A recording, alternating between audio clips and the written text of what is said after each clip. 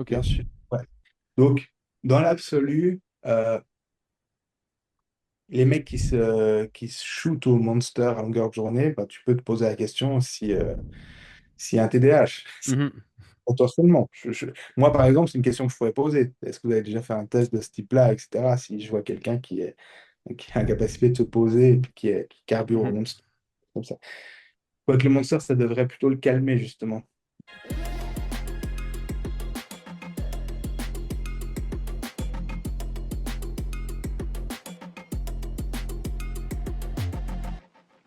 Hello Jonathan, bienvenue dans le podcast. Salut Ken. Merci pour l'invitation.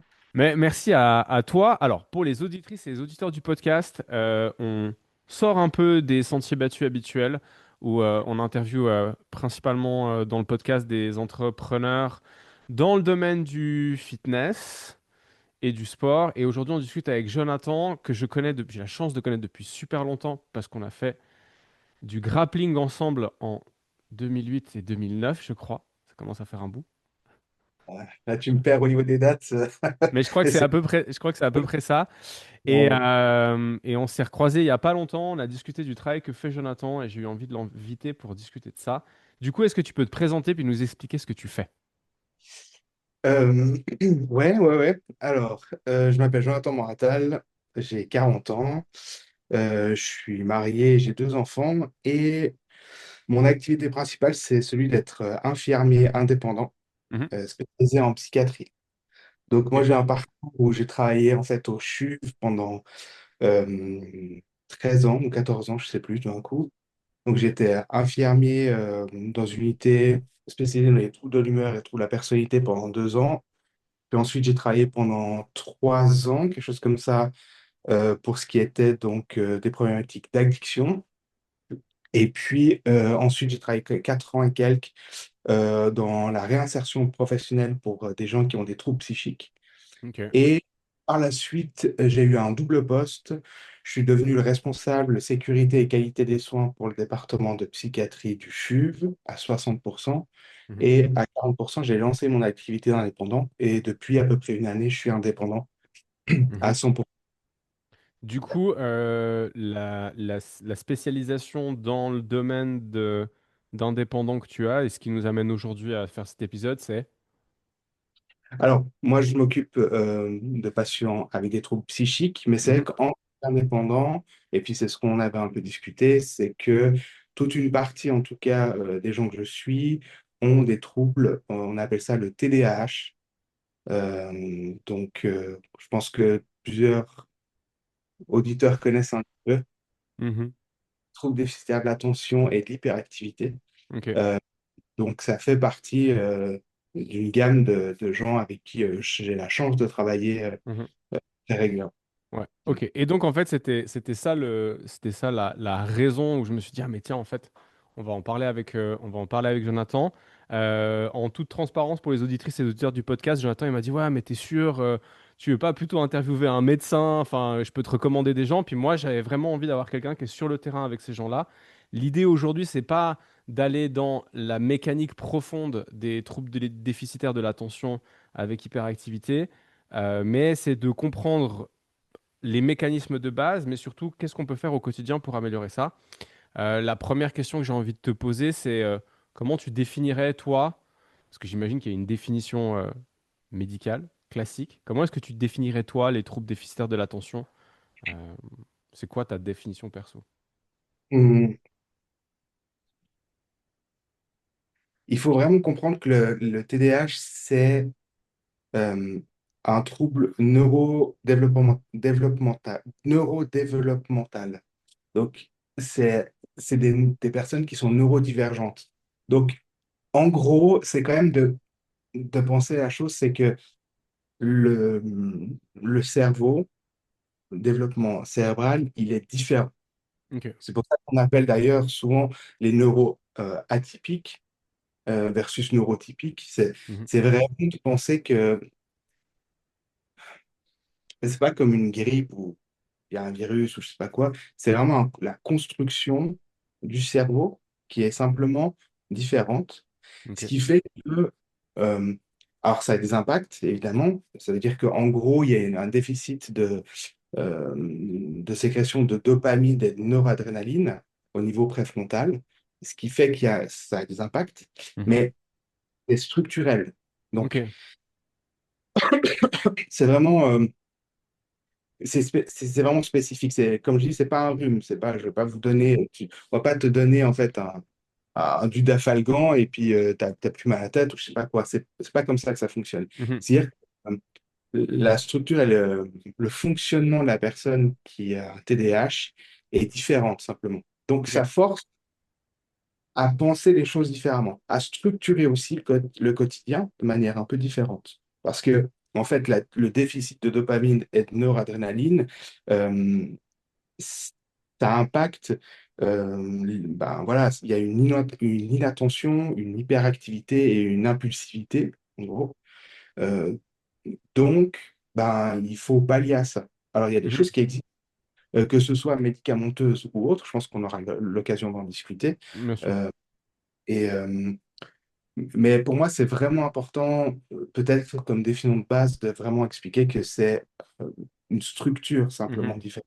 Ok, on n'est pas sur... ouais, on est vraiment sur le cerveau, il n'est pas câblé de la même manière que chez quelqu'un qui est neurotypique. Neurotypique, ouais, c'est Ok. ça.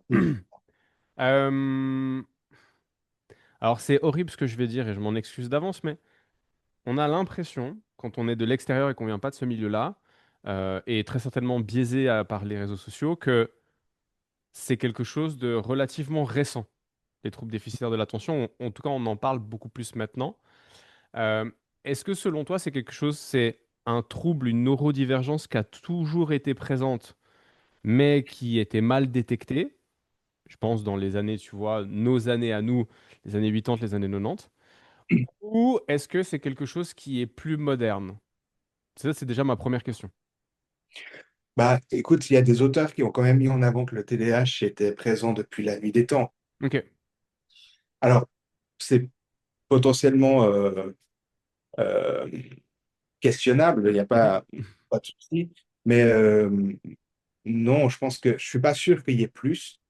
C'est une bonne question en fait, parce Mhm. que il y a une partie statistique qui est une évidence, c'est que plus on a avancé dans la médecine, plus on a pu faire des tests, plus on a pu détecter les choses, et donc plus on a diagnostiqué, et comme plus on a diagnostiqué, bah, les statistiques, elles augmentent. Mhm. Mais c'est un biais statistique d'adaptation de la médecine. Ouais. Probablement que dans 50 ans ou dans 100 ans, et ben, en fait, on aura quelque chose de beaucoup plus stable parce qu'en fait, ça sera rentré un peu dans le commun. Mais Mhm. euh, on laisse penser en tout cas qu'il y en a toujours eu, que l'être D'accord. humain, il y a toujours eu une part de la population qui était atteinte de ça. En tout cas, ça, c'est ce que je pense et ce que certains auteurs mettent en avant aussi. Euh, euh, Maintenant, est-ce qu'il y en a plus ou pas? Ça, je Après, est-ce que t'avoue. tu vois, est-ce qu'il y en a plus parce qu'on est simplement plus et puis c'est un effet statistique qui est normal? Est-ce que, tu vois, je me demande si le style de vie, si on réfléchit un petit peu plus loin, tu vois, si le style de vie, si la stimulation quasiment constante et permanente qu'on a autour de nous, si les perturbateurs endocriniens qu'on retrouve dans la nourriture, si tout ça a une influence sur le développement et l'expression de ces gènes-là, enfin de cette pathologie plutôt. On pourrait, en tout cas, c'est clair que ce qu'on peut dire, c'est que l'activité physique, Mhm. la façon de manger aussi a un impact sur l'expression du TDAH. C'est ce que Ok, tu disais. Ça, c'est une réalité. ok. Donc, euh, probablement que quand on était plutôt dans des travaux dits dans le secteur primaire, Mhm. et ben, étant donné qu'on était beaucoup dans les champs, voilà, etc., Le on se dépensait mouvement. plus dans le mouvement exactement, qu'on n'avait pas accès à de la nourriture transformée, donc avec un taux voilà, de sucre qui était très important, parce que ben, je pense qu'on en discutera après, mais Mhm. il y a une certaine, mais je ne suis pas nutritionniste, mais Ouais, il y a une base, disons, voilà. Donc dans l'absolu, si tu veux, c'est que je pense que aussi il y a une partie, ce que tu dis, je pense que tu as raison, il y a une partie de notre environnement, notre façon de vivre, qui a fait que ça s'exprime peut-être plus fort qu'avant. Ok. Le fait qu'on est aujourd'hui dans majoritairement des métiers tertiaires, on est beaucoup assis, on est beaucoup devant des écrans, etc. À l'école, ben voilà, on est assis longtemps, enfin, tu sais Mhm. très bien, on est tous les deux papas. Ouais. Enfin voilà, on voit que les enfants, ils ont besoin de mouvement, etc. Puis que ben, l'école, même si ça avance, il y a des avancements là-dessus, mais ben, on voit que ça reste quand même des endroits où il faut rester assis, il faut rester calme sur de longues périodes. Mhm. Donc probablement qu'il y a quelque chose de l'ordre peut-être du révélateur, plus que du fait d'induire ça. Ouais, ok. Donc c'est le contexte qui met en évidence, mais c'est toujours, ça a toujours été là. Sauf que le contexte dans lequel on était nous permettait moins, rendait ça moins identifiable peut-être. Probablement. Et puis les avancées aussi, la Ouais, les médecine. avancées de la médecine. Ok. Ça, J'imagine que tu te balades sur les réseaux sociaux de temps en temps. Euh, je sais pas si tu tombes sur des pubs qui te permettent de faire des tests pour savoir si en fait tu as des TDAH ou pas et te proposer très certainement des programmes payants derrière pour régler le truc. Je suis jamais allé aussi loin, mais parce que voilà, tu sens la carotte arriver. Il y a aussi des gens voilà, qui s'auto-diagnostiquent parce que, ben, en fait, ils ont de la peine à être focus pendant 5 minutes et du coup, ils se disent eux-mêmes, ouais, mais en fait, c'est parce que j'ai des troubles déficitaires de l'attention. Euh, Concrètement, et tu l'as expliqué de par la structure du cerveau, mais concrètement, c'est quoi la différence entre quelqu'un qui a de la peine à se focus pendant 10 minutes et quelqu'un qui a des troubles déficitaires de l'attention en dehors de la partie mécanique du cerveau? bah, je pense que la question de la concentration, enfin, il faut partir dans l'idée quand même que l'être humain, il a une capacité de concentration qui a une certaine limite, même si vous êtes dit neurotypique, Mhm. vous avez quand même enfin, une capacité de concentration qui est de X. Et ce facteur, il change en fonction aussi de est-ce que vous avez bien dormi, est-ce que vous avez bien mangé, qu'est-ce que vous êtes en train de faire, à quel moment de la journée, etc., etc. Donc, euh, il y a une fatigabilité ou une difficulté de concentration qui est normale, qui est dit normale en fonction de, d'une quantité industrielle de facteurs. Mhm. Et puis, vous avez des personnes qui sont neurodivergentes avec un TDAH et qui ont donc une capacité de concentration qui est altérée, mais de manière beaucoup plus chronique, on va dire, en tout cas beaucoup plus étendue. Avec des moments d'hyperfocus. Donc ça, c'est le pendant aussi, hein. Les TDAH, ils ont des capacités d'hyperfocus quand le sujet est quelque chose qui les passionne réellement. Ils ont une capacité de pouvoir plonger dedans Mhm. vraiment de manière très, très forte. Euh, mais, euh, mais sinon, c'est un rapport qui est vraiment différent parce que là, on parle de la concentration, mais la concentration, c'est pas le seul facteur Mhm. dans le TDAH. Dans les autres facteurs qui marqueraient la différence, alors tu en as parlé un peu, mais je pense que c'est bien de le remettre encore une fois sur le tapis, dans les autres facteurs qui marqueraient la différence entre quelqu'un de neurodivergent et quelqu'un de neurotypique qui aurait de la peine à se focus, ce serait quoi d'autre à part la concentration? Bah, comme on disait, il y a donc alors la concentration, l'inattention, ce que tu expliquais, la difficulté de se focale, Mhm. tu as l'hyperactivité. Alors, tu as des gens qui ont un TDA et d'autres TDAH, donc il y a l'hyperactivité ou pas. Mais dans le TDAH, bah, il y a l'hyperactivité aussi, la difficulté de pouvoir se poser. C'est des gens qui ont beaucoup d'énergie comme ça, donc ils ont besoin de bouger un peu en permanence. Et puis, tu as l'impulsivité, c'est vraiment quelque chose comme ça, dans la gestion émotionnelle qui arrive aussi. Donc, c'est des facteurs qui sont... Enfin, il y a plusieurs facteurs. Mhm. Pour ça que la question, c'est pour ça que la question de l'autodiagnostic, je m'en méfie. Putain. euh, comment dire? On a toujours dit que on est le moins bon juge pour soi-même, Ouais. pour à peu près tout. Et ça, je pense que c'est une règle d'or qui doit rester dans le sens où, comment dire, l'autodiagnostic, en fait, si vous faites un test ou si vous vous posez des questions, je pense que c'est jamais mauvais de se poser des questions. Je pense que c'est même le propre de l'être humain de pouvoir se poser des questions, de Mhm. pouvoir essayer de savoir comment aussi avancer sur notre propre chemin. D'ailleurs, bah, je sais que sur ton podcast, il y a beaucoup de coachs, etc. Donc, c'est Mhm. la question, par exemple, du développement physique, du bien-être, etc. Il fait partie de tout ce mouvement-là. Donc, il y a une vraie question qui est attachée à l'être humain autour de ça. Et donc, si tout d'un coup, il y a une question de se pose en se disant, bah, voilà, j'ai ce test, je me pose la question parce que je vois que j'ai des problématiques, etc., ça doit être une porte d'entrée vers un médecin pour aller faire des tests. Parce que des tests existent. Ouais. Euh, et donc, pour moi, ça doit plus s'ouvrir sur des tests. L'autodiagnostic, euh, c'est, c'est, ça vous cantonne dans une vision de vous-même. Ça ne veut Ok. pas dire qu'elle est fausse.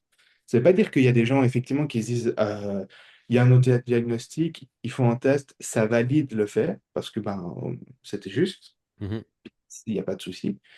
Il y a des gens aussi qui ont commencé à faire énormément de recherches et donc à se connaître extrêmement bien, connaître tous les mécanismes euh, ben voilà, biologiques, etc., autour de ça. Puis ça, c'est plutôt bien de comprendre comment on fonctionne, etc.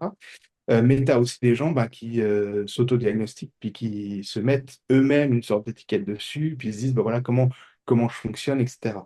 Puis c'est là où peut-être c'est quelque chose que je ne peux pas vraiment soutenir, dans le sens Mhm. où se mettre soi-même une étiquette et de se dire, bah, voilà comment maintenant je fonctionne parce que j'ai décidé que j'étais TDAH avec un test sur Internet. Mhm. T'as le droit de dire Disons, que c'est de la... T'as le droit de dire que c'est de la merde, hein, si jamais. Au cas où, t'as le droit de prendre une position forte et affirmée. Les auditrices et auditeurs du podcast ont l'habitude que je saute les deux pieds à joint dans le plat. Les deux pieds joints dans le plat. Là, de temps en temps, j'essaie d'être un peu pondéré, mais c'est vrai que des fois, j'aime bien marquer le coup.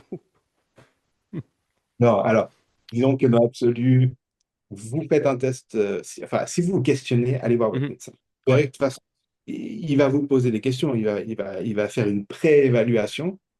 Et si, dans un deuxième temps, c'est quelque chose qui tend, il va vous envoyer faire des tests Mhm. vers un psychologue ou comme ça, pour vraiment aller creuser. C'est parce que faire des tests, moi-même, j'ai fait Mhm. un test là-dessus.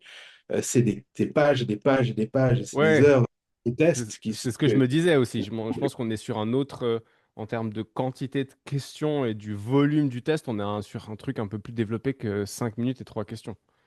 Alors, ouais, alors, vous avez des tests papier, mais vous avez des tests de réactivité, des tests d'endurance dans le sens psychique, hein, avec Mhm. des exercices qui se font sur plusieurs temps pour voir votre capacité d'attention, de mémorisation, etc. Donc voilà.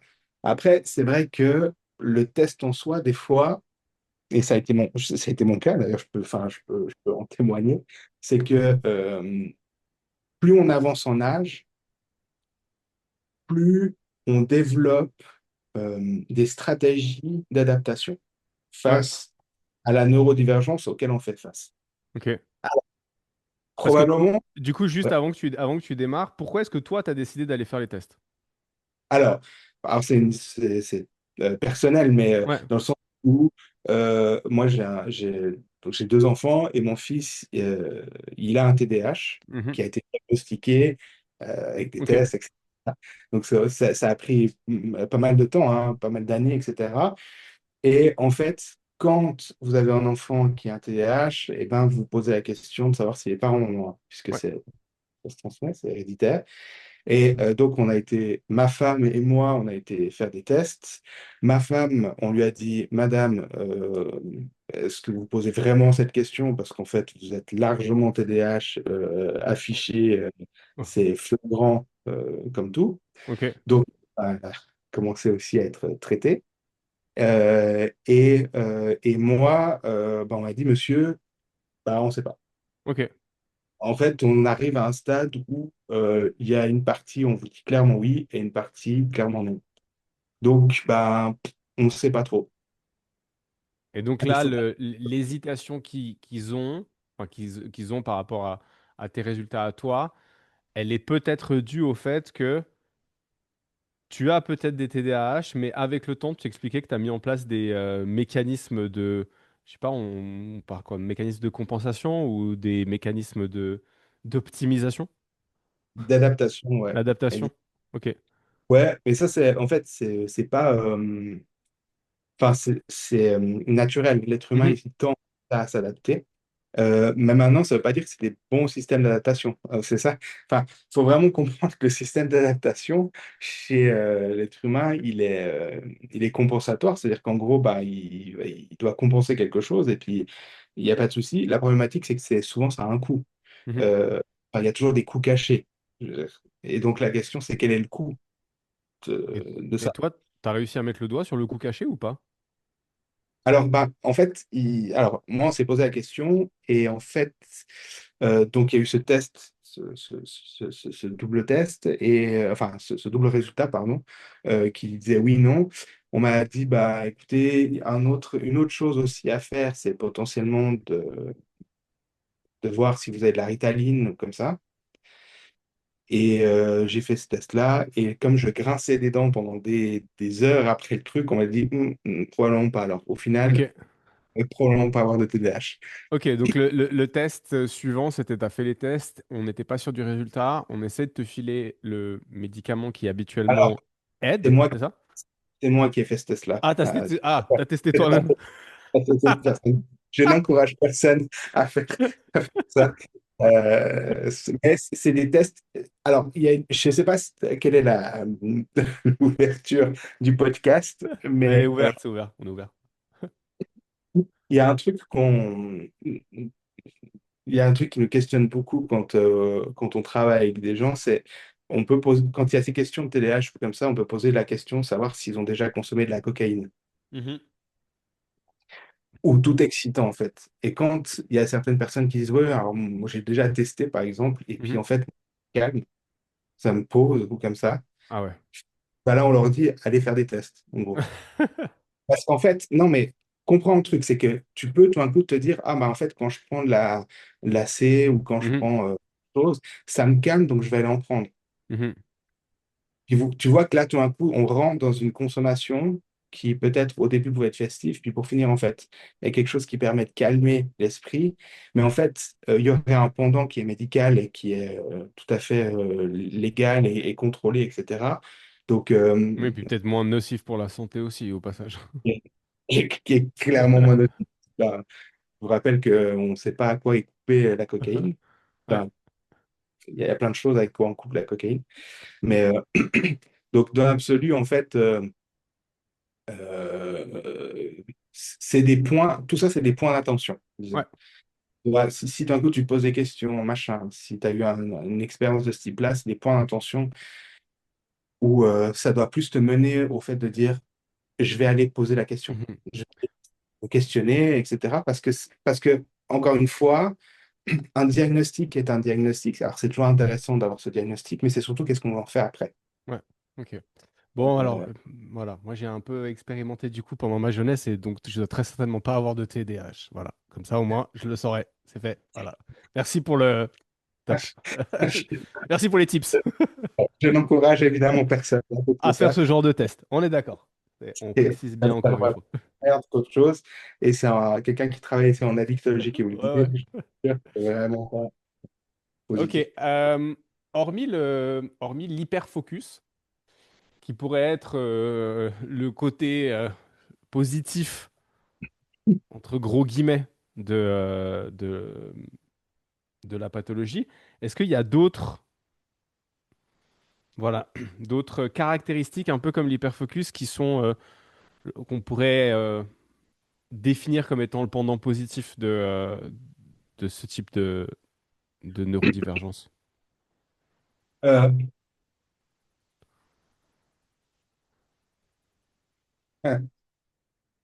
Moi, j'en ai un, alors je t'avoue, hein, je ne sais Ouais. pas du tout s'il est scientifique ou quoi que ce soit, mais c'est plus une réflexion que j'ai eue notamment avec ma femme, avec mon fils et avec certains patients. Euh, Quand toi, tu as une tâche à faire, Mhm. ou quand moi, j'ai une tâche à faire, on a quelque chose de hiérarchisé. C'est-à-dire qu'on sait qu'on doit commencer par celle-ci, puis après celle-là, etc. Puis on a instinctivement, cognitivement, des tâches comme ça Mhm. qui se mettent l'une après l'autre. En discutant avec, justement, je disais avec ma femme, etc., c'est elle qui m'a donné un peu cette vision-là, puis je trouvais assez intéressante, c'est qu'elle disait, mais en fait, moi, je ne vois pas de cette manière-là.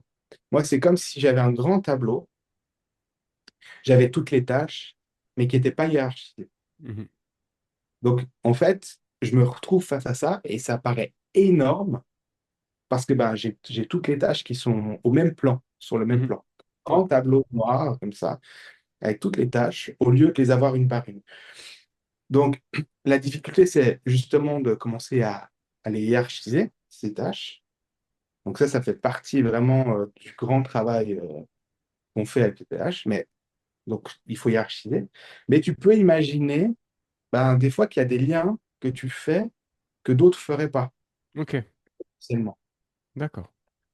Et donc, ça, ça peut être intéressant. Ça peut être quelque chose qui soit un peu, euh, comment, qui pousse à la réflexion. D'avoir des gens qui font des sauts euh, là-dessus, ils peuvent, ou des sauts entre en différents sujets de manière peut-être des fois un peu plus facilement, bah, ça peut mener à des vraies réflexions sur se dire, ah, mais comment euh, améliorer ce processus, comment ces deux idées vont ensemble, ce genre de choses. Donc je pense il y a l'hyperfocus qui est hyper intéressant parce que bah, concrètement, si vraiment tu es un passionné de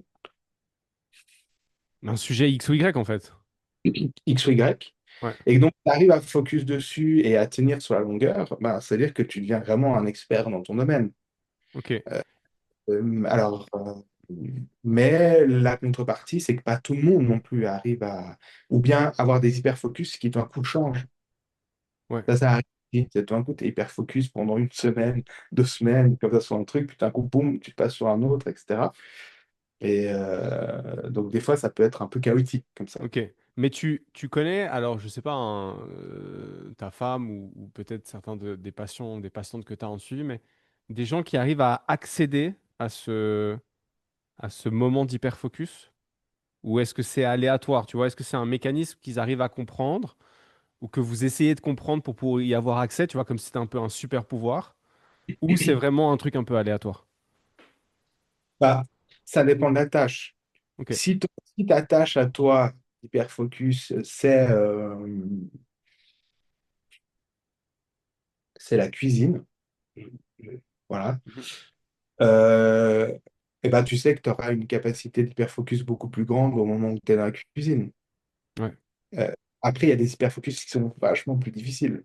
Mais, mais dans l'absolu, euh, mets-le dans un environnement.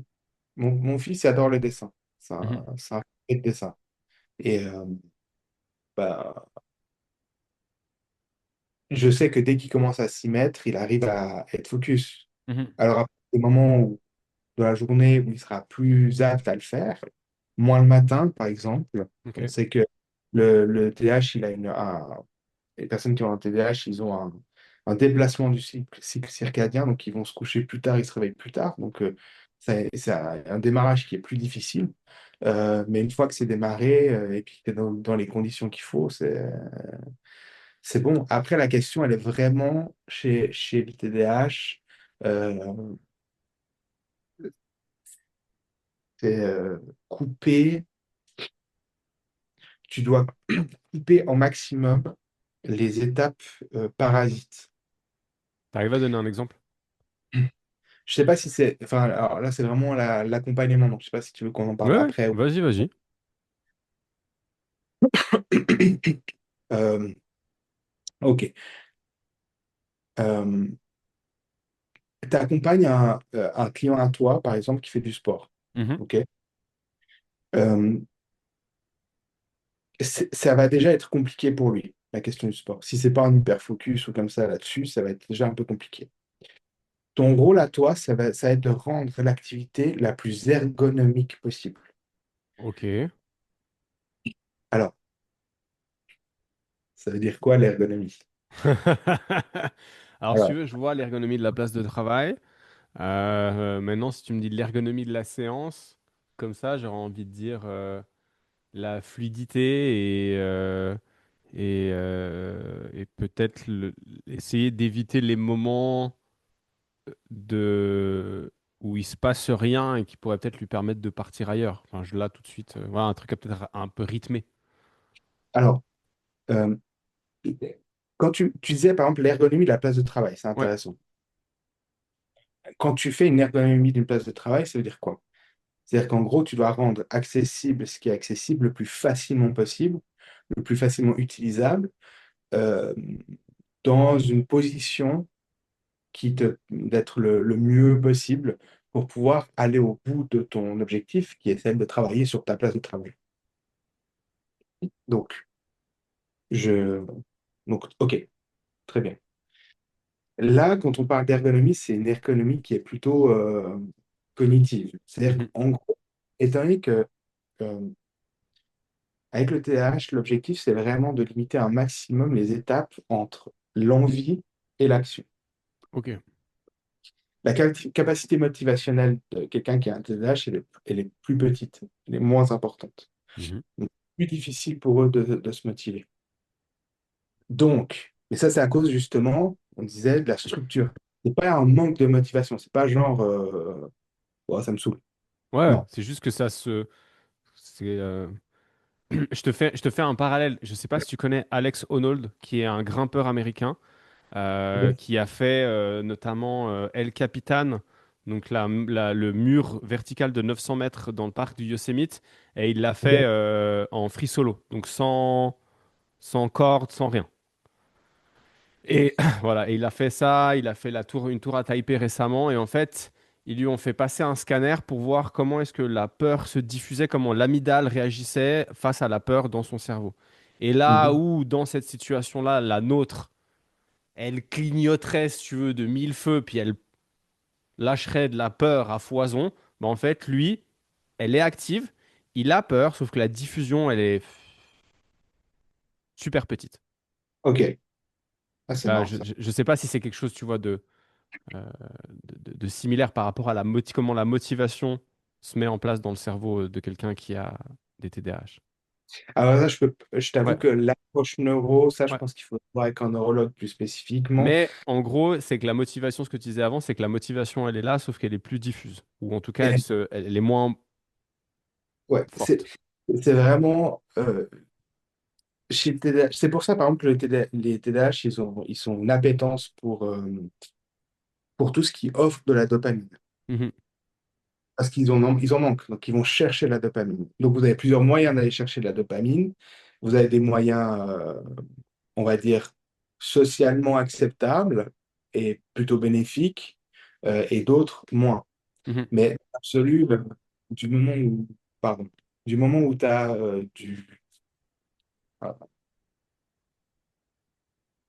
du sport, par exemple, qui va te libérer beaucoup de dopamine, etc. Par exemple, enfin, tu parles de ce grimpeur qui doit mhm, avec la peur, etc. Bon, même si elle est mhm, moins forte, ça doit avoir un boost de dopamine, ou ce genre de choses. Donc ça, c'est plutôt acceptable. mhm, Mais il faut faire un peu attention, mais dans l'absolu, c'est quelque chose d'acceptable. Malheureusement, il y a aussi, on l'a dit avant, la recherche de dopamine, elle peut se faire à travers aussi des substances. mhm.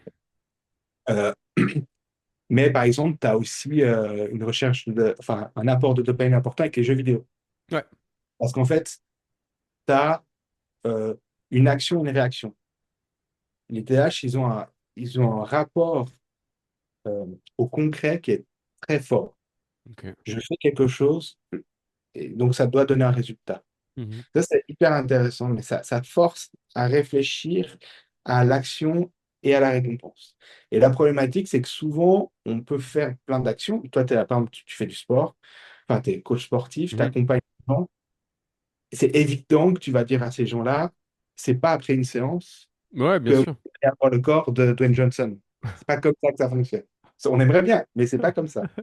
Ah, c'est sûr. Euh, euh, donc, c'est compliqué pour eux de voir le sens Donc ça et veut dire d'avoir. que, ouais, excuse, hein, mais parce que là du coup ça me pop, ça voudrait dire que si par exemple, là on a des coachs sportifs et sportifs qui nous écoutent ou des prépas physiques ou même des thérapeutes, ça veut dire que quand on accompagne quelqu'un qui est neuroatypique dans cette pathologie-là, les TDAH, on devrait peut-être créer des points d'objectifs qui sont plus court terme. Et ok, ton objectif c'est par exemple de perdre 20 kilos au bout de, je sais pas moi, 6 mois. Mais comme c'est très très loin, ta motivation, elle a 1000 fois le temps de se barrer. Peut-être qu'on fixe à chaque jour un objectif dans la séance. J'en sais rien, moi aujourd'hui, l'objectif c'est de faire un squat à 40 kilos et la dernière fois c'était 35. Oui, mais il faut penser à ta récompense. Ok, ok, On parle de motivation et de récompense. ouais, C'est pour ça que les jeux vidéo, tu vois, c'est pour ça que la question des jeux vidéo. Tu shootes un mec, tu as un truc qui apparaît. ouais. Tu as tué un mec, machin, etc. Pour les joueurs de code, de Valo, Mhm, etc., bah voilà, tu shootes un mec, tu as un truc, tu as une récompense, tu as un bip, tu as quelque chose qui apparaît. Il faut vraiment penser de la manière comme ça. C'est comment gamifier, comment rendre ergonomique et gamifié. Non, en fait, en gros, c'est vraiment quand je dis, on parlait de l'ergonomie au tout début, mhm, il faut que tu réduises le nombre d'étapes. Parce que puisque tu vois que la motivation est très basse, plus tu rajoutes d'étapes, plus tu vas empêcher le passage de l'envie à l'action.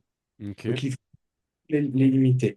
Si, c'est pour ça qu'en tant que coach, c'est intéressant, mais si ton client, il doit faire une séance et qu'en fait, le matin, il doit préparer son sac, il doit partir au travail, revenir du travail, euh, faire un truc, machin, repartir après à la salle pour aller dans un endroit où il n'y a pas de parking, par exemple, et donc mhm, il doit gagner quoi, tu vas rajouter des étapes perpétuelles, en fait, à ce truc. Donc tu dois pouvoir le compresser un maximum. Typiquement, tu pourrais dire, bah, votre sac, déjà, il faut pas le faire le soir, le matin, il faut le faire le soir. mhm, Comme ça, le matin, puisque c'est déjà difficile de se lever, on ne va pas rajouter des étapes de préparation ou des choses. Donc, tu vous prépares les choses à la veille. Tu pars au travail, le mieux, c'est possible, évidemment. Après, il faut s'adapter, évidemment, mais le mieux, c'est vraiment de te dire, bah, soit je commence avant le travail, soit après. Mais je rentre pas à la maison. Je rajoute pas d'étapes, ok, en fait, à chaque fois. Tu dois rendre la chose la plus ergonomique possible. Parce que sinon, chaque étape supplémentaire, c'est une barrière supplémentaire. ok. Et donc ça, c'est un travail qu'un coach comme toi ou Ouais. comme les gens qui écoutent, ça peut être intéressant. C'est compliqué, hein. Ouais, ouais, mais je trouve que c'est hyper. En gros, j'ai eu raison de te demander d'intervenir. C'est ce que j'étais en train de me dire. Non, mais parce que tu vois, c'est hyper intéressant de comprendre ça. Peut-être que la recommandation, c'est ben en fait, on avait prévu de se voir le soir, mais viens directement à la salle le matin avant d'aller au boulot. Et je veux dire, donner des conseils sur, bah écoute, prépare ton sac le soir d'avant. C'est des conseils que nous, en tant que coach, on peut tout à fait donner. On ne pourrait pas donner des conseils, tu vois, sur la prise de médicaments, c'est pas notre job, mais ça, c'est des conseils de logistique qu'on pourrait très bien donner. Donc c'est très bien de le mettre en avant. Peut-être la question, c'est effectivement pour les coachs, c'est de dire, penser un peu plus en dehors de la séance. Mais je Ouais, sais que vous, parce forcément, vous devez quand même voir la personne, comprendre et son environnement, mais peut-être la question, c'est de dire effectivement comment vraiment organiser au mieux pour qu'il y ait le moins de barrières. Et ça va faire partie de ces choses qui vont aider. ouais, Une chose qui aide aussi, c'est ce qu'on appelle le body doubling. Ça, c'est quelque chose qui fonctionne aussi extrêmement bien avec les TDAH. Le body doubling, c'est dire une activité est faite avec quelqu'un à côté. ok, Quelqu'un à côté, ça veut dire pas forcément parler. Mais ça veut dire que la chose, elle est faite avec quelqu'un. Parce qu'en fait, il y a un rapport à l'autre qui fait qu'il y a une volonté de faire, en tout cas, d'aller au bout de l'action parce que, ben, il y a quelqu'un avec. Ce que fait un coach quand vous ouais, vous accompagnez. Donc, Ça, on sait que ça aide énormément. Le fait que, ne serait-ce que le fait que vous soyez là, Mhm, va aider à la séance. Dans le sens où, euh, gardez ça en tête. Gardez que votre simple présence va aider la mhm, personne qui a un TDAH à aller au bout de l'action. Et puis après, pensez à la question de la récompense. La récompense, c'est j'ai fait un effort. Donc, il faut vraiment comprendre que le TDAH, il a fait un effort depuis le matin. mhm, Et se voir, il y a eu une série de choses qu'il a fait qu'on fait tous, mais que pour lui, c'est plus compliqué mhm. de, De le de faire. mettre, de faire, simplement. Donc, il a déjà fait pas mal. Donc, l'objectif, c'est justement de rendre le parcours le plus ergonomique. Je sais pas, enfin, c'est Ouais, comme ça que je le dis, mais ouais. voilà, le plus simple possible vers toi, vers la salle. Ta séance, il faut qu'elle soit bien comprise aussi, mais enfin voilà, dans le sens, euh, un TDAH, je sais pas si tu te souviens, on avait discuté des étapes. Le fait Oui, de se dire que pour un TDAH, c'est des fois difficile d'avoir une question d'étape. Ce qui veut dire que ce qu'on met en place quand on suit les TDAH, c'est ce qu'on appelle, ce qu'on a perdu d'ailleurs beaucoup, c'est la question du rituel. ouais. Le rituel, euh, en fait, c'est quoi le rituel? Le rituel, c'est simplement de se dire, on fait la même chose à un certain moment pour X ou Y raison. Alors, on était dans des sociétés avant où on avait beaucoup plus de rituels. Et aujourd'hui, on perd un peu, mais par contre, pour un TDAH, c'est extrêmement important. En fait, tu vas réduire la charge cognitive en faisant ça. C'est-à-dire que plus tu répètes une même action avec des étapes bien, bien définies, plus tu la répètes, plus elle s'ancre, et donc moins ça sera une charge importante pour la personne. Ok. Ton, ta séance, si tu arrives à en faire quelque chose qui est un peu toujours la même chose, c'est beaucoup plus simple, c'est moins chargé cognitivement pour la personne. Alors après, ça ne veut pas dire qu'elle ne doit pas évoluer, hein, Non, attention, non, bien sûr. attention. Mais ce que je veux dire, c'est que il faut que ce soit très clair et que ce soit un peu toujours la même chose. Ouais. Quand, quand tu rencontres la personne, pense à cette question de rituel. Mais ça peut être con, mais c'est où est-ce que vous vous retrouvez? Ouais. Dans la, c'est un peu toujours la même chose. Tes séances, si vous arrivez, c'est toujours les mêmes jours de la semaine, à Mhm. peu près les mêmes horaires, parce que ben, vous avez adapté les choses. Bon, je te dis ça, peut-être que c'est déjà le cas, hein, Non, non, mais c'est quelque chose de... En fait, c'est créer quelque chose de cadrant, ouais, rassurant, fixe. Ouais. ouais. Le rituel, il est important parce qu'il va dire, mais c'est pas juste pour faire joli, c'est que Ouais. ça dit la charge cognitive. Ok. Donc, il faut, enfin, c'est intéressant de l'avoir de cette manière-là. Et puis, la question de la récompense, comme on disait. Euh, Si à la fin de ta séance, la personne, elle adore, je sais pas, le café ou comme ça, ou j'en sais rien, euh, bah, regarde avec elle s'il y a un endroit où elle peut se rendre après la séance. Mhm. Et puis c'est son rituel à elle aussi, tu vois. C'est Ouais. sa récompense à elle après. Alors ça doit rentrer Dans son euh, objectif. dans son objectif, parce que si à chaque fois c'est envoyer un menu Big Mac ou je sais pas quoi, ça va être compliqué. On est d'accord. Mais Je vois ce que tu veux dire. Essayer de trouver un truc ouais, qui sonne la cloche à la fin du truc pour montrer qu'on a fait le bon job. mais ouais, il faut donner, ouais, puis donner, c'est la récompense. Mhm. Ok. Ouais. Euh, on va partir après sur l'accompagnement, mais là, il y a une question qui me vient. Aujourd'hui, c'est quelque chose, c'est une pathologie qui est quand même, j'ai envie de dire, relativement présente dans notre société, et en tout cas, peut-être en Suisse. Comment t'expliques que malgré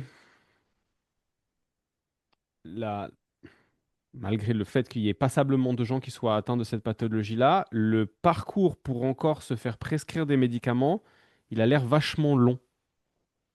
Là, j'ai une cliente qui souffre de TDAH. Entre le moment où elle s'est fait diagnostiquer et le moment où elle va rencontrer le médecin qui va lui prescrire, il s'est quasiment écoulé, je sais pas moi, 6 ou 7 mois. C'est relativement long. Comment ça s'explique ça? Alors que c'est un truc qui est présent. Bon, après, là, on part dans quelque chose de plus vaste Mhm. euh, notre système de soins en général, enfin, Mhm. malheureusement aujourd'hui, dans la santé, notamment dans la santé mentale, on a un système de soins qui est mis sous pression, dans le sens Ok. où beaucoup de demandes et moins d'offres. On voit aujourd'hui hein, que l'accès aux soins est très difficile.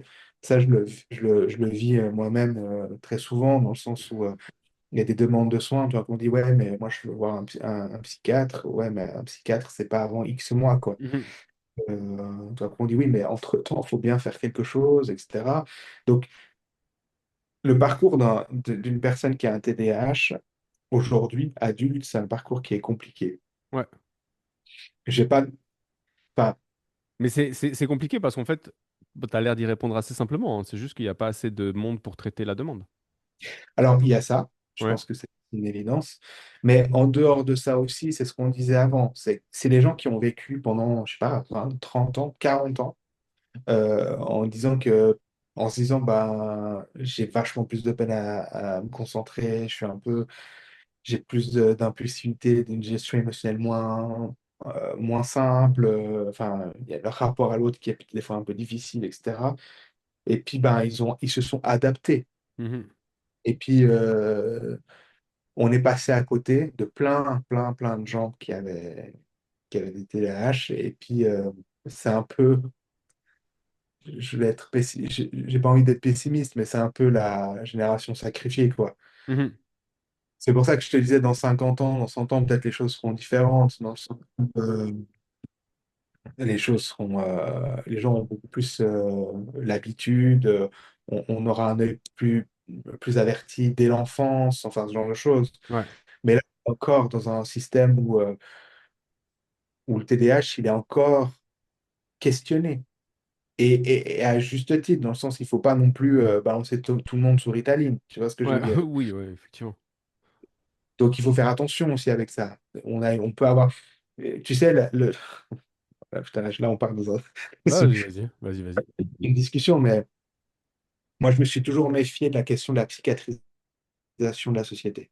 Alors là, je Ok. pense que les soignants qui nous écoutent ne seront peut-être pas tous d'accord avec moi, puis il n'y a pas de souci, mais là-dessus, je tiens bon.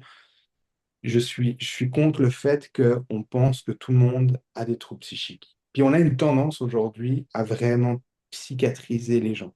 Dès qu'il y a une difficulté, c'est un diagnostic, c'est quelque chose, etc. Et ça, il faut faire attention parce que si on psychiatrise, c'est-à-dire on doit donner du soin à peu près à tout le monde. Ouais. Et, et le soin, il est, comment dire, le soin spécialisé, il doit être fait pour des gens qui ont des pathologies qui impactent leur bien-être, Qui qui les mettent en impactent. souffrance. C'est ça. Ouais. Le soin, c'est la souffrance. Tu as tout à fait Ouais. raison, c'est le rapport à la souffrance. Donc, il faut faire attention. On a une tendance un peu aujourd'hui à vouloir mettre du soin partout. Moi, je suis contre. Ok. C'est personnel, mais moi, je suis contre. Euh, et je pense aussi que le soin, il peut venir, alors ce qu'on appelle soin, mais je mets vraiment, voilà, il peut venir aussi de beaucoup d'endroits. Un des exemples typiques, euh, c'est euh, c'est les AA, Mhm. les alcooliques anonymes. Chez les alcooliques anonymes ou les narcotiques anonymes, les NA, il n'y a pas de soignants. C'est des groupes, c'est des Des groupes de groupes de. pairs. Ouais. Hyper, ouais. C'est d'autres personnes qui ont ces difficultés-là et c'est des groupes de soutien, etc. Je ne dis pas que ça, c'est pour tout le monde, enfin que ça marche pour tout le monde. Je dis que là, on a du soin, on a du soutien, mais pourtant, il n'y a pas de soignant. Tu Ouais. vois ce que Oui, bien sûr. le généraliste, c'est un point hyper important dans le système de soins, qui couvre vraiment énormément de choses et ne serait-ce que là, peut aider. Le réseau social, tout simplement. C'est-à-dire tes amis, tes Mhm. proches, ta famille ou quoi que ce soit. Ça aussi, c'est un soutien qui est énorme, qu'on a une tendance à sous-estimer, mais qui est réellement là. Ce que vous faites aussi, Mhm. le coaching. Je pense que, je pense très honnêtement que, alors là, peut-être je me projette, peut-être c'est Mhm. un fantasme de ma part, mais je pense très honnêtement que, il y a des gens qui sont accompagnés par des coachs et à qui ça fait énormément de bien en dehors de la question de la séance, Mhm. dans la question purement physique. Je pense que le fait de pouvoir partager avec quelqu'un qui soutient dans ses objectifs, de voir une évolution, ce genre de choses, c'est une manière de reprendre sa vie en main et c'est hyper important. Et pourtant, vous Mhm. n'êtes pas des soignants, mais ça Ouais. n'empêche pas qu'il y a un impact, qu'il peut y avoir un impact important chez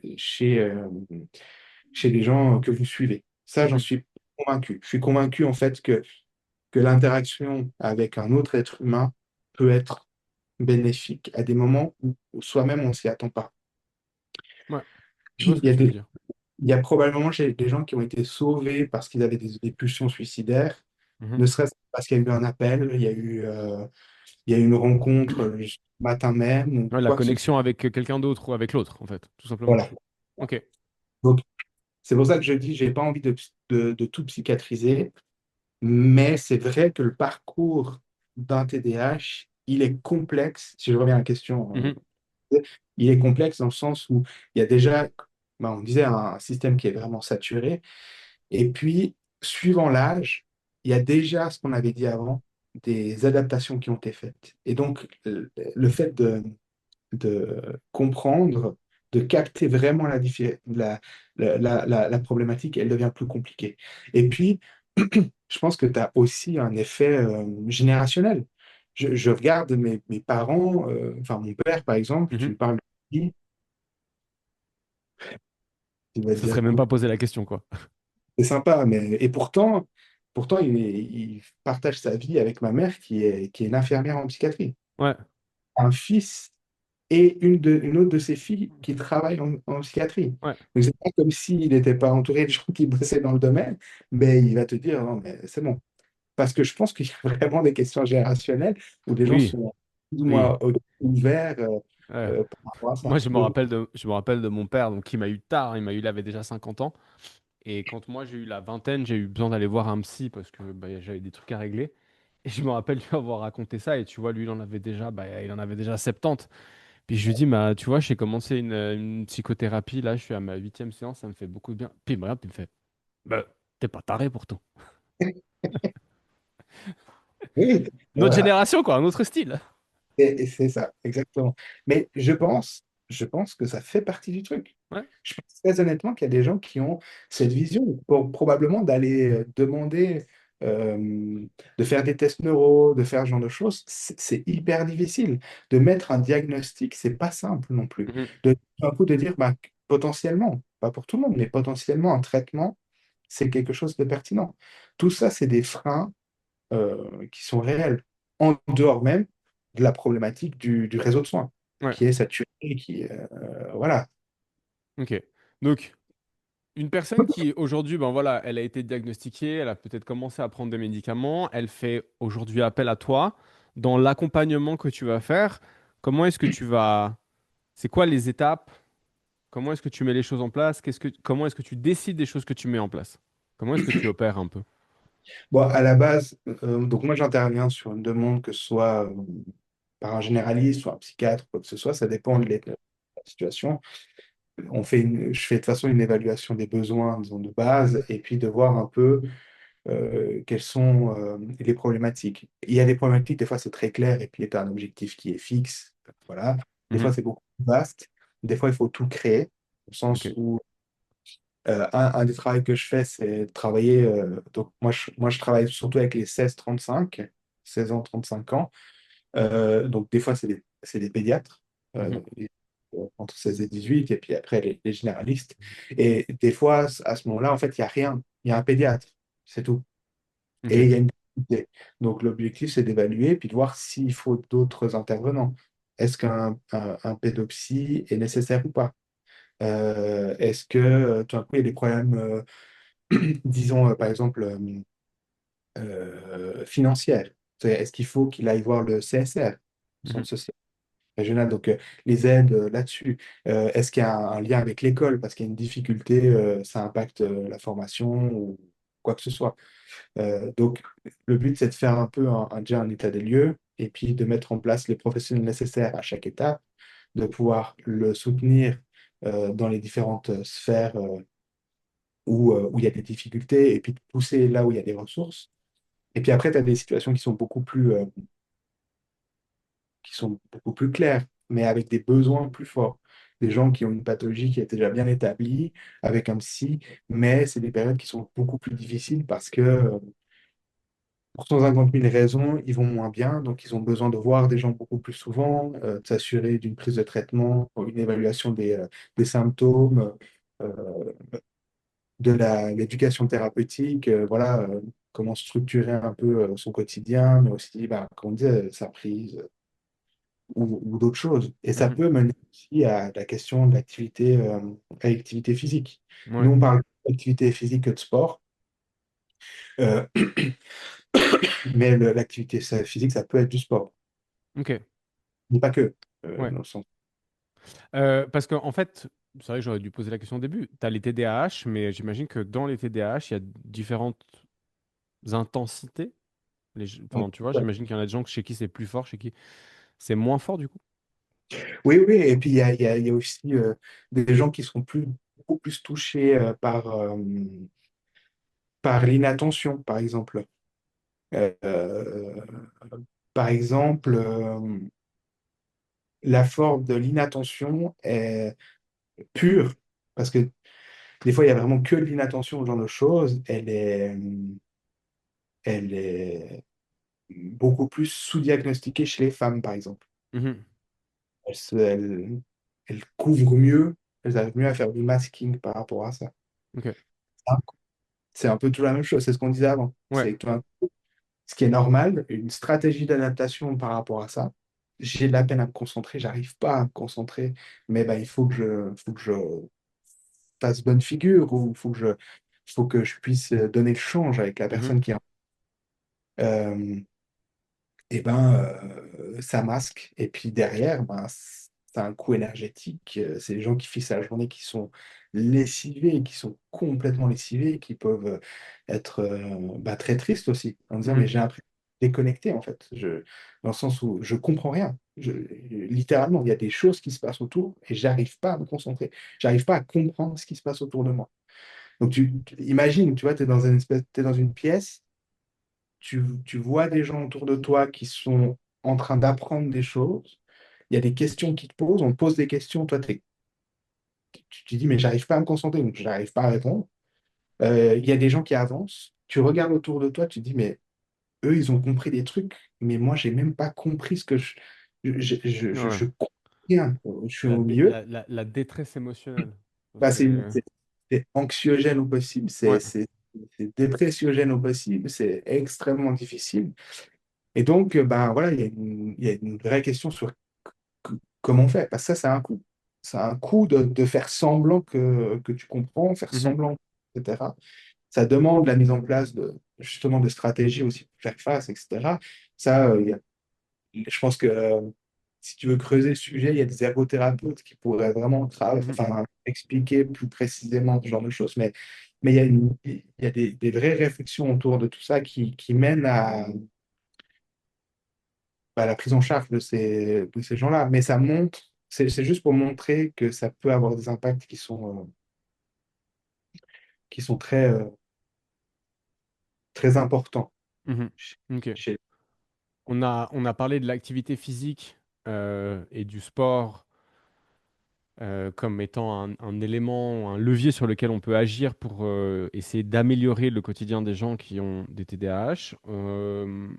Moi, j'ai envie de parler un peu de nutrition et j'ai envie de parler de, tu vois, de malbouffe chez les jeunes, les enfants qui souffrent de TDAH et qui vont manger, par exemple, beaucoup de trucs sucrés ou quand ils sont un peu plus âgés, qui vont boire du Red Bull ou des Monsters, des trucs énergisants. Euh, voilà. Est-ce que ça a un impact négatif et que ça, tu vois, marque le trait ou est-ce qu'au final, ça n'a pas forcément d'impact? C'est quoi le constat que toi tu fais? Bon, la question du Red Bull, alors Monster, Red Bull, café, etc., c'est des excitants. Ouais, Donc, c'est une forme d'automédication. ok. On l'a dit avant, la Ritaline, ça, c'est un Ah ouais, apport de dopamine, leur adrénaline, etc. Donc, des gens qui peuvent aller chercher de la caféine sans même le savoir, hein, sans même le Le conscientiser. conscientiser. Parce que ça permet hein, une aide à la régulation. Ça ne veut pas dire que c'est forcément hyper bénéfique sur le long terme, parce que si tu t'envoies 20 canettes de Red Bull par jour, bon, de toute façon, au bout d'un moment, tes récepteurs, ils sont saturés de toute façon, Ouais. mais tu vois, il y a une recherche comme ça, en tout cas, Donc la prise de- d'un produit excitant pourrait venir ouais, mais tu l'as dit avant avec la C. Mais la prise d'un produit excitant pourrait venir contrebalancer et calmer la personne qui a des TDAH. Alors, c'est pas... il f- alors, un café, c'est pas de la Ritaline. Ouais, C'est méthylphénidate. Donc, c'est-à-dire, c'est pas une amphétamine. ouais, Donc, ça n'a pas du tout le même oui, poids, si tu veux, mais c'est dans cette même logique-là, ok. bien sûr. Ouais. Donc, dans l'absolu, les mecs qui se shootent au Monster à longueur de journée, bah, tu peux te poser la question s'il y a un TDAH. Mhm, Potentiellement. Moi, par exemple, c'est une question que je pourrais poser. Est-ce que vous avez déjà fait un test de ce type-là, etc. Si je vois quelqu'un qui a la capacité de se poser et puis qui carbure au mhm. Monster, comme ça. Quoique le Monster, ça devrait plutôt le calmer, justement. Mais bref. Euh, Après, par contre, en termes de nutrition, je pense que... Alors, il y a la question de l'oméga 3.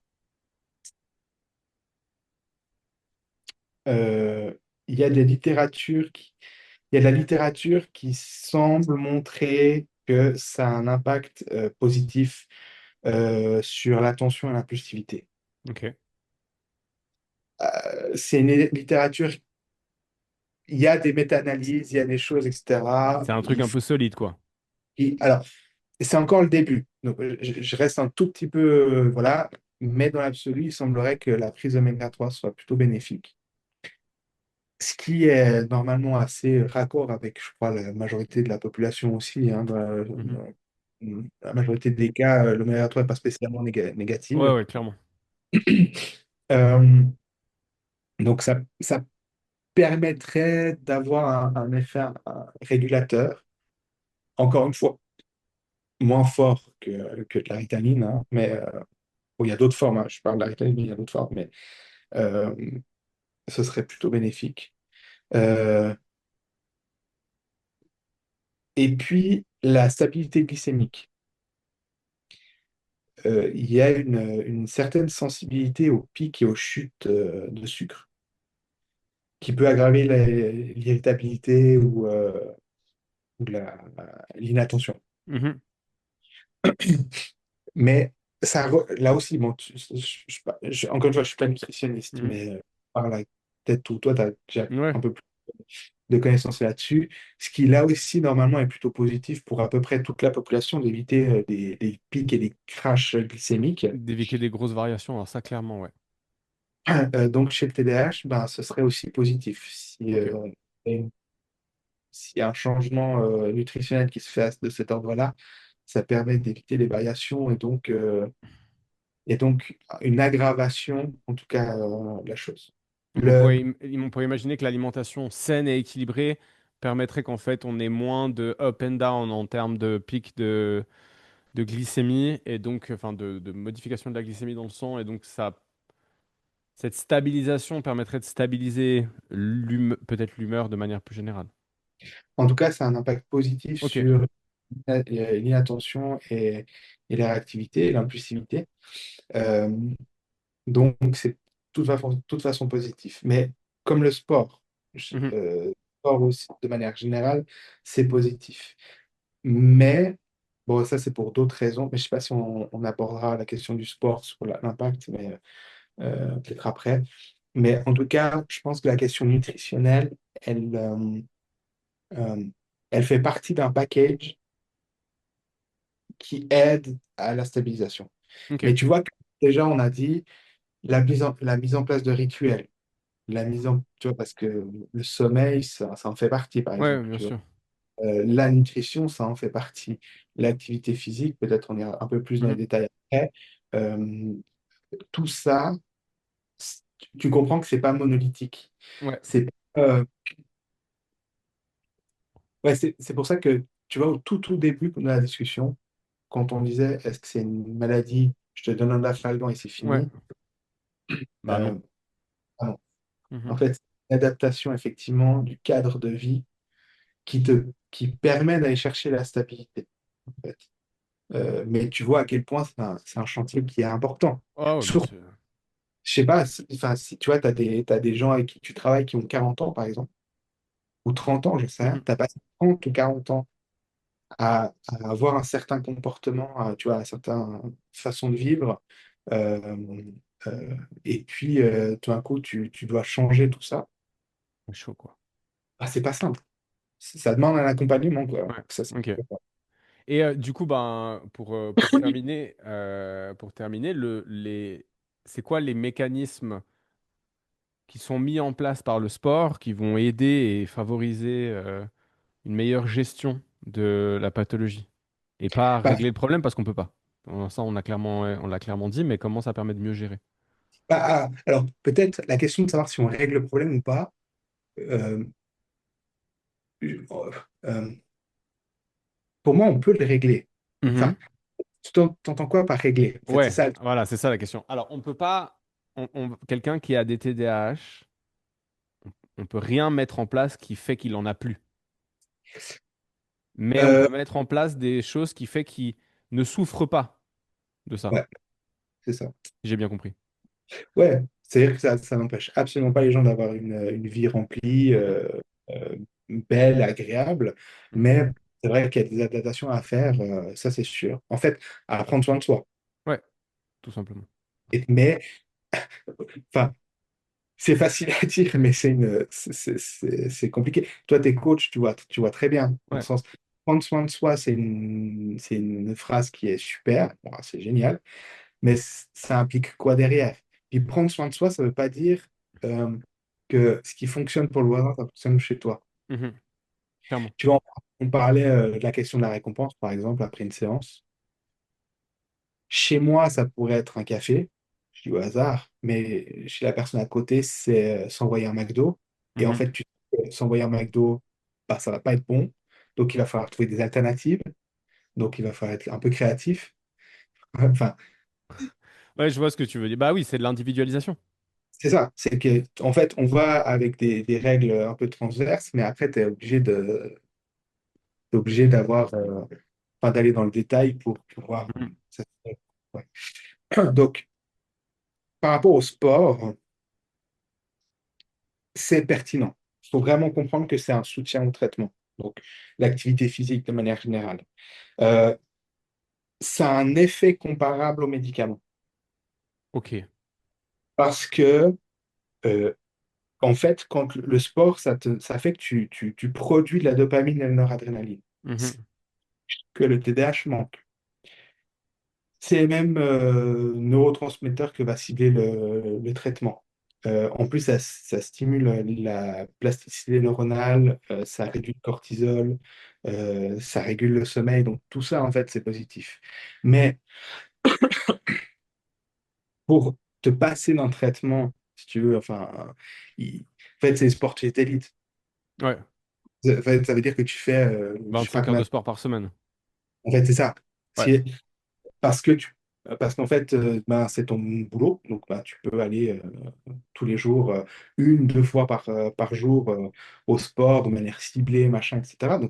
Donc là, potentiellement, il faudrait voir, mais potentiellement, bah, là, effectivement, il n'y a pas forcément besoin de traitement pendant cette phase-là, mais tu vois le coût que c'est. Non, La majorité des gens, ils ne peuvent pas le faire, parce que bien bon, sûr. on a simplement, on travaille, on a des On n'est pas enfants. sportif professionnel. C'est ça, on n'est pas des Ouais. sportifs professionnels, donc on n'a pas cette possibilité-là. Mais il n'empêche que ça soutient. Ok. Ça soutient fortement. On ne peut que conseiller aux gens, en tout cas, de faire du sport pour ça, parce que ça apporte ce que le cerveau a besoin. Ça aide au sommeil. Comme on disait, le sommeil il est très perturbé chez les TDAH, c'est-à-dire qu'il y a encore des difficultés de couper en fin de journée. Il Mhm. peut y avoir de rumination comme ça. Il y a, comme on l'a dit, un cycle circadien qui est un peu décalé, donc ils ont tendance à aller se coucher plus tôt, enfin plus tard, je veux dire, mais donc se lever plus tard. Mais ben, dans la majorité des cas, ben, tu vas te lever pour l'école, tu vas te lever pour le boulot, etc. Donc c'est pas toi qui Bien choisis sûr. en fait ça. Donc le sport, ça peut.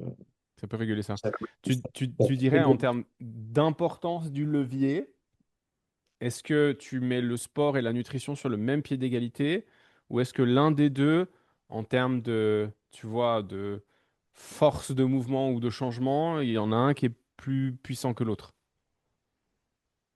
Alors, là, je pense, là, là, je pense qu'il y a des gens qui ne seront pas d'accord avec moi, Ouais, qui sont peut-être plus, euh, plus informés, mais moi, dans l'absolu, je dirais que le sport est plus intéressant.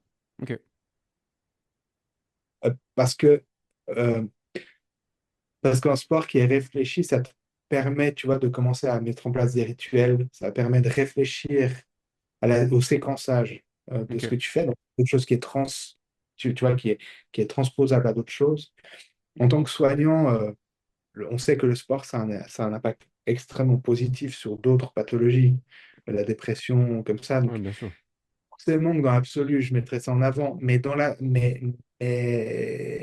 en termes de performance, l'un ne va pas sans l'autre. Ouais, C'est une évidence. Euh, la caféine, pour moi, c'est pas spécialement. Enfin, je dirais que c'est vraiment pas une priorisation, tu vois, dans un mhm, premier temps. Tu vois, l'oméga 3 ça peut aider. Donc, voilà. Après, la stabilisation, enfin, éviter les pics glycémiques, etc., bah oui, absolument, c'est bien. Enfin, ouais, bon, je suis pas bien sûr sûr. qu'on doit, tu vois, les Oui, dissocier, tu oui, vois. mais Euh, c'est juste, tu vois, je me dis que si tu fais du sport, enfin, clairement, si on dézoome et qu'on parle dans un aspect de santé de manière plus globale, pour moi, le premier levier, c'est le sport. Et ensuite, la nutrition, elle vient avec. Parce que l'activité physique te permet de compenser les éventuels détours nutritionnels que tu pourrais faire, si je peux l'exprimer ainsi. Alors que même une alimentation absolument parfaite te permet pas de compenser l'inactivité physique. Mais non, alors après, je t'entends, on met les deux sur le même pied d'égalité. Mais c'était juste savoir, tu mais vois, si on avait un qui était un petit peu plus puissant que l'autre. moi, je le mettrais dans le sens, je mettrais aussi sport, mais dans une pensée transversale. Ouais. C'est-à-dire que je prendrais tu vois, par exemple, si on a un patient commun, par exemple, Mhm. enfin, qui soit Ouais. patient pour moi, euh, euh, ce serait intéressant qu'on se rende compte les trois, si le patient est OK, Ouais. pour qu'on décortique en fait la séance, les étapes, et puis de voir qu'est-ce qui est transposable sur d'autres sphères de la vie. Oui, De se bien dire, sûr. OK, bah, tu vois, avec Ken, ce que tu arrives à faire, c'est ça, ça, ça, ça. Ouais. Qu'est-ce qui a fonctionné pour telle chose, pour te permettre et puis est-ce que c'est transposable ailleurs? Tu vois ce que je veux dire? Mhm. Euh, euh, donc, Donc, tu vois, ça aurait un intérêt pour moi encore plus marqué parce que ça me permettrait d'ancrer avec lui et avec toi, évidemment, justement ces questions de rituel. Tu vois que quand tu Ouais. vois qu'il y a tous les 3 fois par semaine, de telle heure à telle heure, tu y arrives parce que tu as mis tel truc en place. Et ben à côté, on sait que pour le travail, par exemple pour le travail cognitif, on sait que c'est plutôt la méthode qu'on appelle Pomodoro, c'est-à-dire Mhm. il faut faire Des des arrêts pauses. toutes les 30 minutes pour repartir. Dans la séance, tu n'as pas besoin parce que ça active pas les questions cognitives, mais pour des activités cognitives, c'est mieux de le structurer de cette manière-là avec les TDAH avec des temps très marqués et puis justement des pauses, bah, tu pourrais te dire, OK, qu'est-ce qui est transposable, tu vois? Mhm. Incroyable. Qu'est-ce qui fait qu'avec Ken, tu y arrives et avec ça, tu n'y arrives pas? Qu'est-ce qu'on pourrait mettre? Donc, tu vois, de cette manière-là, je mettrais le sport en avant Mhm. Ok. Pour sa transversalité. pour sa Ouais. transversalité et sans compter l'impact Bien sûr. l'impact que ça a réellement sur le corps chez une personne. Donc voilà, je dirais ça. Ouais. Ça me parle. Jonathan, merci. C'était c'était hyper instructif. Et c'était très pragmatique et très de terrain. Et c'est ce que je recherchais. Donc, merci beaucoup pour ça. Est-ce que tu aurais envie de dire quelque chose de supplémentaire que tu n'as pas encore dit ou répéter quelque chose, partager avec les auditrices et les auditeurs du podcast qui peut-être ont des TDAH, et d'ailleurs je pense à une amie, j'espère qu'elle écoutera l'épisode, ou qui accompagne des gens comme ça. Est-ce qu'il y a un truc que tu voudrais dire pour conclure? Je pense que le truc que j'ai vraiment envie de dire, c'est que c'est ce qu'on appelle une neuroatypie. Mhm, C'est-à-dire que les difficultés mises en avant, elles sont contextualisées, enfin, elles sont contextuelles, elles sont liées à un fonctionnement différent. Et simplement dire, euh, ouais, il n'a pas envie, c'est pas suffisant pour des gens qui ont un TDAH. mhm, C'est, là, c'est, là, c'est chercher la facilité pour soi-même, en fait. Les gens qui n'ont pas de TDAH, on peut parler d'autre chose. On peut parler effectivement de motivation, etc. Pour des gens qui ont une structure neuronale différente, il y a vraiment quelque chose où il faut sortir ce truc. Et aussi bien en tant que coach, je pense qu'il faut le sortir. mhm. En tant que soignant aussi, hein, je Ouais, m'aide, il faut sortir ça. Mais aussi, je pense, pour les gens qui ont un TDAH. Parce que je sais à quel point, en fait, il y a des moments de dévalorisation qui sont massives. Quand tout d'un coup, les gens ils se disent, ah, mais je vois les autres qui arrivent, en fait, et moi, j'y mhm, arrive pas. Il y a ce truc de se dire, mais putain, pourquoi moi, j'y arrive pas? Qu'est-ce qui fait que j'ai pas ce truc, cette motivation, etc. Et je pense que il y a, un- j'ai vraiment envie de dire qu'il y a ce truc de se dire, euh, il faut pas lâcher, mhm, faut- parce que on peut y arriver, mais ça demande, c'est dur, hein, c'est vraiment dur. Mais dans l'absolu, c'est pas une finalité, quoi. Et c'est pas une simple manque de volonté. Donc, mhm, donc dire, OK, j'ai un TDAH, je sais que c'est plus difficile, mais maintenant, qu'est-ce que je fais avec ça? mhm. Réfléchissons sur comment on peut construire la suite pour arriver à ce qu'on a envie. Mais voilà, c'est un Ok. peu le message que j'ai envie de passer. Magnifique. Jonathan, merci beaucoup. Pour les gens qui auraient, bah voilà, qui souffriraient de cette problématique ou qui seraient dans la région lausannoise et ou qui connaîtraient des gens qui souffriraient de cette problématique-là, comment est-ce qu'ils peuvent prendre contact avec toi s'ils ont envie d'avoir, voilà, de bénéficier de ton accompagnement? Alors, j'ai un LinkedIn. Ok, Euh, je le je pense, mettrai. je Ouais, te passe le lien. Donc, oui, ils peuvent effectivement me contacter. J'ai pas énormément de place, donc il faut. Mais après, ouais, je peux tout à fait regarder pour réorienter aux besoins ou comme ça. On l'a dit avant, hein, le système est assez mhm, full, malheureusement. ouais. Mais par LinkedIn. Par LinkedIn, Ouais, vous pouvez. Et puis, je me permets de faire vas-y, vas-y. puisque bah, ma femme est aussi infirmière Ouais, en psychiatrie, spécialisée en pédopsychiatrie. Donc, elle aussi est accessible. Et puis, bah, je mettrai aussi son lien, comme ça. c'est gentil. Et puis, je me fais un peu de promo, tu vois, comme Vas-y, ça. fais-toi plaisir. À côté, je suis aussi réalisateur. Donc, donc, si vous avez envie de suivre un peu, voir ce qu'on a réalisé ensemble, il y a on fait partie d'une boîte de prod qui s'appelle Domus Fabula. Donc, Mhm. je pourrais mettre le lien YouTube si tu veux. J'avais prévu aussi de mettre. Ah bah vous avez une chaîne YouTube, bah je mettrai la chaîne YouTube et je mettrai ton compte Insta qui est plus orienté du coup sur le cinéma. C'est gentil, je te remercie. Génial. Mais je t'en prie. LinkedIn est lié aussi pas mal au cinéma, mais je fais beaucoup de liens justement entre cinéma et santé mentale, Mhm. jeux vidéo et santé mentale. Donc voilà. Cool. Mais je suis accessible sur LinkedIn surtout. Donc, pas de souci, quoi. Magnifique. Jonathan, merci beaucoup. Pour les auditrices et les auditeurs du podcast, je vous garde encore quelques minutes avec moi le temps de dire au revoir à Jonathan, parce qu'il faut que je vous rappelle ce que je mets en place à partir de mi-septembre. Jonathan, merci beaucoup pour ton temps. C'était vraiment très chouette d'en apprendre plus sur ton métier, sur la manière dont tu vois les choses, sur les valeurs que tu véhicules. Enfin, vraiment, c'était très cool et très instructif. Merci pour ça. Et puis, je te dis, du coup, je te souhaite une bonne semaine et je te dis à très bientôt. Merci, merci Ken, merci à toi. Puis bravo encore pour tout le podcast et la Merci pro. beaucoup. C'est très cool. Allez, ciao, ciao. Ciao. Voilà, l'épisode avec Jonathan est terminé. J'espère que vous aurez pris autant de plaisir à l'écouter qu'on a pris à l'enregistrer. J'avais vraiment envie d'inviter Jonathan pour discuter d'une thématique qu'on n'aborde pas forcément dans le podcast, les TDAH. C'est vraiment important de savoir comment prendre en charge Ce type de population. Et d'ailleurs, si vous-même, ben voilà, vous avez cette pathologie, ben, j'espère que vous aurez appris des choses intéressantes qui vous permettront d'être plus épanoui. Quoi qu'il en soit, je vous en reparle si vous n'étiez pas là sur les derniers épisodes. La formation Business by Fundamentals sort à partir de mi-septembre 2026.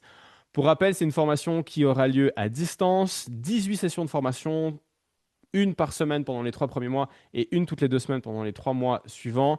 Une journée en présentiel au milieu, une journée en présentiel à la fin.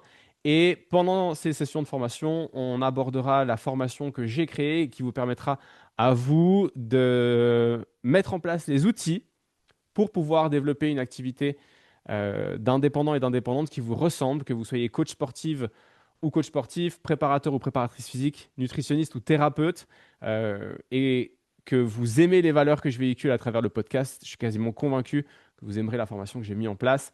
Le lien est dans le descriptif du podcast. Je vous laisse aller consulter la page pour y voir toutes les informations. Laissez vos coordonnées en bas pour que je puisse reprendre contact avec vous. Merci beaucoup. Si c'était votre premier épisode, bienvenue dans le podcast de Fondamentals. Et si ce n'était pas le cas, merci pour votre fidélité. Allez, ciao tout le monde.